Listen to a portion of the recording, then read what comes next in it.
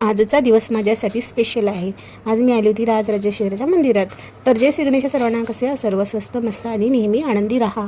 तर आजचा दिवस स्पेशल याच्यासाठी आहे की आज मी गेली होती राजराजेश्वरीच्या मंदिरात. तसं आम्हाला ते जवळ आहे, आम्ही केव्हाही जाऊ शकतो, पण किती जवळ असलं तरी नेहमी जाणं होत नाही. म्हणूनच म्हणतात ना की आपण कितीही विचार केला तरी जेव्हा देव आपल्याला बोलावेल तेव्हाच आपण त्याच्या दरबारात जाऊ शकतो. तर तसंच मी इतक्या 2 वेळा गेली होती आणि गेले की नाही खूप छान वाटते. किती वेळा गेलं तरी कमीच आहे, पण जाणं होत नाही नेहमी. त्यासाठी मग मंदिरात गेली, तिथून दर्शन करून दर्शन केलं व नंतर मग आम्ही घरी येताना आमच्या तिकडे मार्केट आहे, मार्केटमध्ये भाजीपाला स्वस्त मिळतो, दारावर थोडा महाग मिळतो. त्यासाठी मग मी पालक वगैरे असं 1-1 किलो घेऊन आली होती. त्याच्यामुळे मग यांना म्हटलं तुम्ही निवडा.